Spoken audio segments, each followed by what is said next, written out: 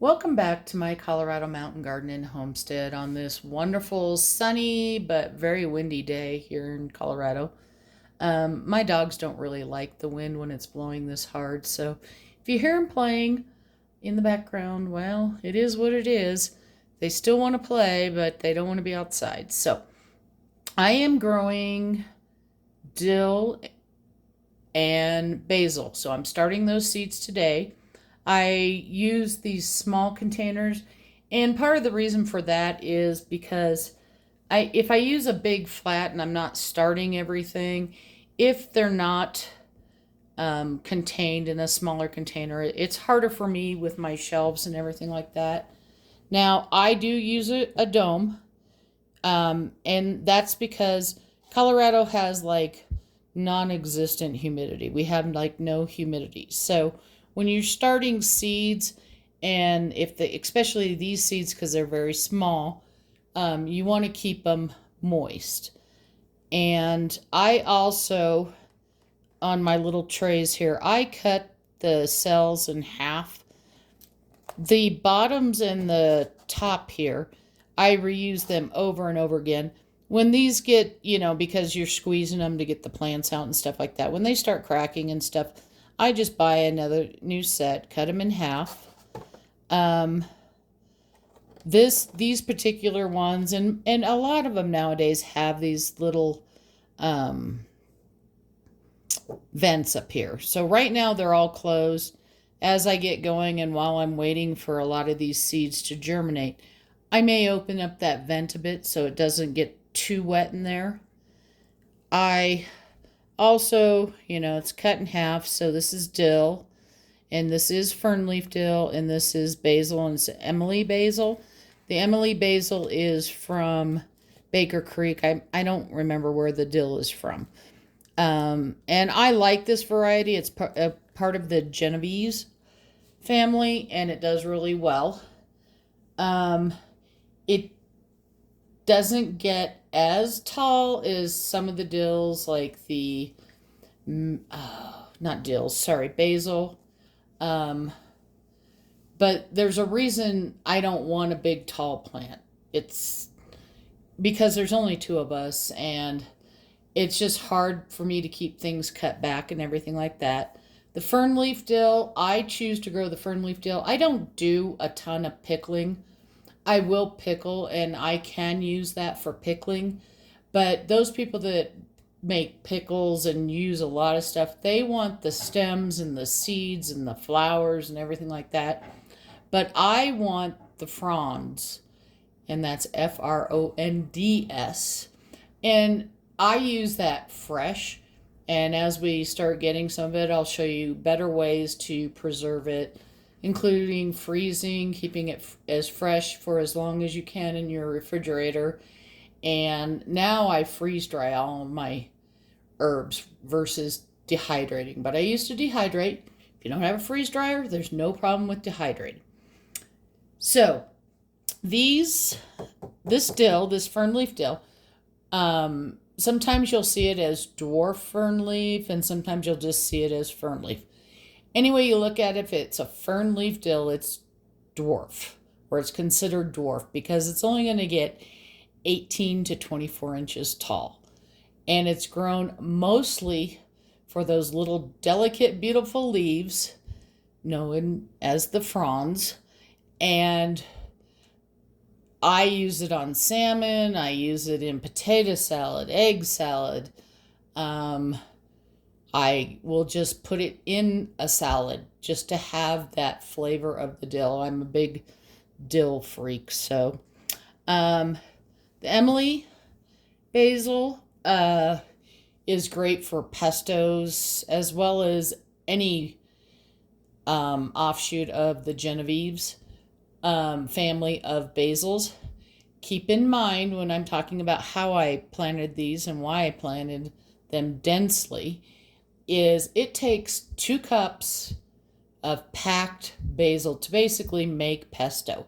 Now, a lot of people will mix other seasonings or herbs in there, like cilantro or parsley with it versus just basil, but traditional pesto is made with just basil. So think about that. It's 2 cups of, basically, they say leaves or very young stems. Once the stems start getting old, you don't want to use them because they're very bitter. Um, I plant densely on the basil because that goes into my hoop house, and underneath, or I should say on the bottom of my hoop house, it's opened up, it's screened.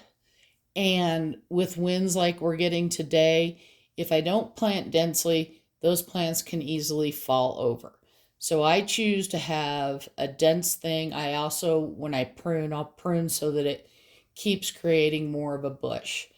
Most, if you look at a lot of the websites, they say to plant one basil plant every 6 inches.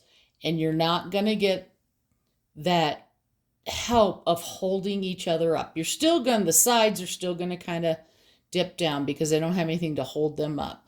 And we'll go through that as the plants get bigger, and I'll remind you about that. The same thing with the dill. Dill I use in everything. I like it fresh. I like it dried. I've already run out of all the dill that I saved from last year. So anything I'm buying right now at the grocery store runs me just for, 3 or 4 stems maybe, with some fronds on it, $2 to $3. And that's just wrong because it's not hard to grow, but it's what, when it's wintertime, it's what you get. Or if you don't grow your own. Now, with both of these, especially the basil, it is susceptible to dampening off. And dampening off just means you kept the soil too wet. So anytime I water these plants, I'll pull out one side when they're ready, and I will put water in there, let it soak up as much as it can for 10 or 15 minutes. Then I drain it out. Once these start germinating, and I do use a heat mat. Do you have to use a heat mat? No, it's just going to take a little bit longer depending on how warm your house is to get them to germinate. You're looking at around 7 to 10 days probably before you start seeing either one of these having little green things coming up. When I have enough germination, this little still come off. I typically leave them on the heat mat for another day, and then I move them off my heat mat. But again, you don't have to use a heat mat. I didn't always have heat mats. I wanted to talk also about fungus gnats. I curb most of my fungus gnats. Please remember, I grow only inside. I wouldn't be as worried about it if I lived in an area where I was starting all my seeds outside in a bigger area or whatever. But I do sterilize my soils, including my seed starter mix. And sterilizing, what it is, and there's many methods out there, so you can look that up on the internet, is basically getting the soil to 180 degrees for 30 minutes. That kills off weed seeds, which is weed seeds you don't really see in your seed starting mix, but it also will kill off any eggs from the fungus gnats or anything else that might be in that damp seed starting mix. The other thing that I use when looking for fungus gnats is these yellow sticky traps, although this is all I have left and I'm not going to buy anymore because my other methods work fine and I don't really see much on this anymore. But the yellow sticky traps are pretty inexpensive. These always only use the small ones. These have a little twisty tie, and you put it in the little hole. You pull the sides off. This is got like a parchment paper type thing on the sides, and then they're just sticky. They're yellow because fungus gnats and things like mosquitoes and stuff like that are very much attracted to them. I don't typically see fungus gnats in my house until I start opening it up, and that could be even a window or a door or whatever when things start warming up. Other things that I use for fungus gnats is basically natural. Once these seeds start growing, you want to leave the top of the soil, let it dry out.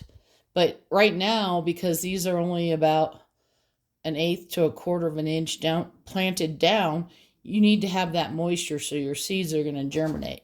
But once they germinate and start growing roots, you don't have to have the top of that soil wet.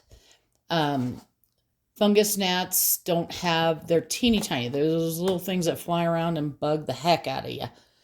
So they have just like little tiny things, but it has to be moist in order for them to lay their eggs and for them to really reproduce.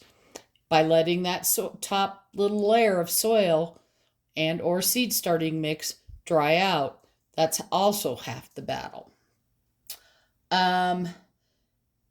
Once I start opening up my windows or taking my plants outside to start hardening them off, I can inevitably get infected with fungus gnats. Part of what I use, and I showed you this in another video, is the amazing Dr. Zymes. And this is an insecticide and fungicide. So let that top grow out, but you can also just spray the top with this amazing Dr. Zymes. And if they had laid any eggs, you're going to kill those off very quickly. This also works great for powdery mildew, and we'll talk about that when I start growing the squash and stuff like that that's more susceptible to powdery mildew. The newest product that I've started using, I think this is going to be I think I've used it for 2 years, so this will be my 3rd year, are the Zevo insect traps. And basically what it is it's a sticky thing like these, but it comes with a plug that lights up. So it draws those fungus gnats, mosquitoes, spiders, flies, moths, you name it, towards it. So my room that I grow most of my seeds in and most of my plants has one of these in a light socket. Now, you're going to catch more things at night when it's dark in there and only this light is going. And basically, it's from the bottom here, so there's a light, and then they stick to it once the trap is full. And you can fit a lot of bugs on these. Then you pull it out and replace it. The best prices I have found on these is Costco and Sam's. Their kits come with 2 of the, what I call the nightlight part of it, 2 of those and 6 refills. Then Sam's Club also has a 12 refill package, so you can get just the refills. There are some off-brands of this that came out after this product. I just keep using it. I have not purchased any more than my original ones, and the lights are still working fine. So I can't tell you how long they're going to last. And again, I really only use these, starting when we start opening the windows and things like that. If I notice that flies are coming in, we have a lot of miller moths. Some years it's worse than others, but it'll catch those moths. But again, usually at night, once everything is dark, as you know, if you flip on your porch light at night, all of a sudden you have a ton of moths. And you'll have to excuse my coughing. My allergies are really kicking up today because of the wind and the dust. So these are, besides sterilizing my soil, these are the main products I use. And I am going to eliminate these. Now, I have tried the vinegar traps and things like that in the past, where you put some vinegar in a little dish. And it didn't catch much. I'm gonna be perfectly honest with you. I could have had a huge infestation, and I'd get up and look, and I'd have six. Well, when those little fungus gnats are there, they're usually there in the hundreds. You would think I would catch more than six. So this is what I'm going with. I hope you're having a wonderful day. Happy gardening. And I think tomorrow, because I have potted peppers today, I'll show you my peppers. Have a good day.